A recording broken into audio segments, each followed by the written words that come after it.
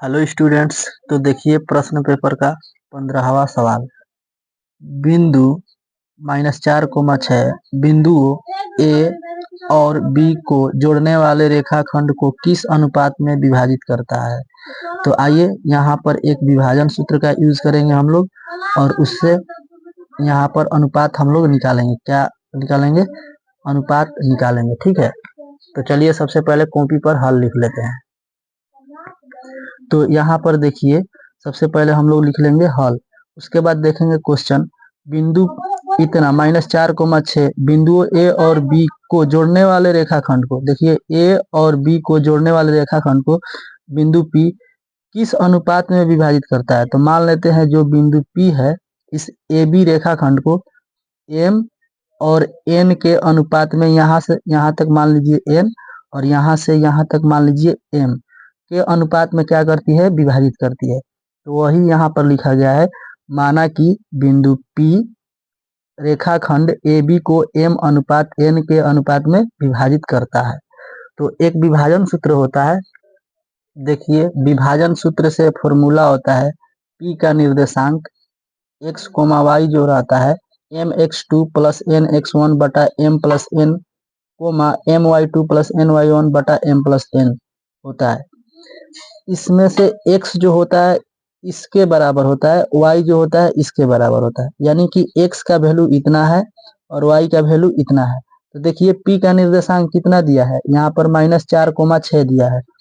यानी कि यहाँ पर रख लेंगे हम लोग p कितना है, -4, 6 है, बराबर m को m लिख लेंगे क्योंकि m है।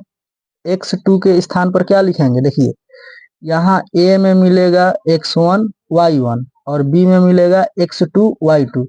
तो देखिए m हो गया x2 यानी 3 प्लस n तो n है, x1 मतलब होगा -6 बटे में m जोड़ n। तो m जोड़ n का वैल्यू नहीं मालूम है, यही तो ज्ञात करना है।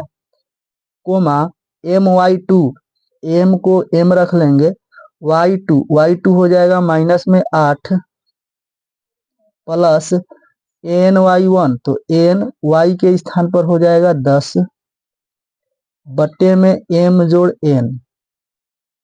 ठीक है, यहाँ से इतना मिलेगा। तो इसके बाद ये x का वैल्यू हो जाता है जो कि इसके बराबर होगा। ठीक है, तो यहाँ से हम लोग लिखते हैं तुलना करने पर। तो तुलना करने पर लिखने के बाद हम लोग देखेंगे तो -4 जो है यहाँ पर x का मान है तो x का मान हो गया। ये जो है इतना, ये भी x का मान है तो x के मान से x के मान बराबर हो जाता है। अगर आप y के मान से y के मान को बराबर करते हैं फिर भी m और n का अनुपात उतना ही आएगा, बदलेगा नहीं। ठीक है, तो हम इसी से ज्ञात करते हैं। देखिए -4 में और यहाँ पर गुना होगा, m आ जाएगा इधर तो -4m हो जाएगा और यहाँ से प्लस है ये माइनस है तो माइनस, n में 4 में गुना होगा तो 4n बराबर में बच गया 3m -6n। यहाँ देखिए 3m कैसे बना, 3 में m में गुना हुआ तो 3m हुआ, प्लस में माइनस में गुना हुआ तो माइनस, n में 6 में गुना हुआ तो 6n बटे का ज्यों का त्यों है। ठीक है, तो आप यहाँ देखिए अब क्या होगा कि माइनस में 4m और देखिए ये भी m में है तो इसको इधर लाएंगे तो माइनस में 3m हो जाएगा। इस साइड माइनस में 6n है और ये इधर है माइनस में तो इधर आएगा तो प्लस में 4n हो जाएगा।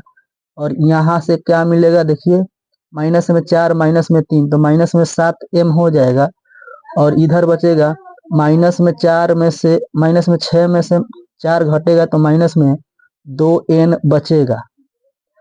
और इस प्रकार से m, ये n इधर गुणा में है तो इधर आएगा तो बटे में हो जाएगा और माइनस में 2 इधर अपने स्थान पर है और ये -7 जो आएगा इधर तो माइनस के साथ बटे में हो जाएगा तो माइनस से माइनस कैंसिल हो जाएगा। और इसी को हम लोग लिखते हैं कि m, ये बटे के स्थान पर लगा देते हैं हम लोग अनुपात n। तो क्या हो गया, देखिए 2 बटे के स्थान पर अनुपात और 7 तो m अनुपात n 2 अनुपात 7 आ गया। यही इस प्रश्न का आंसर है। तो हम लोग लिख लेंगे अतः अभिष्ट अनुपात 2:7 है, यही आंसर है। ठीक है, तो आप लोग इसका स्क्रीनशॉट ले लीजिए।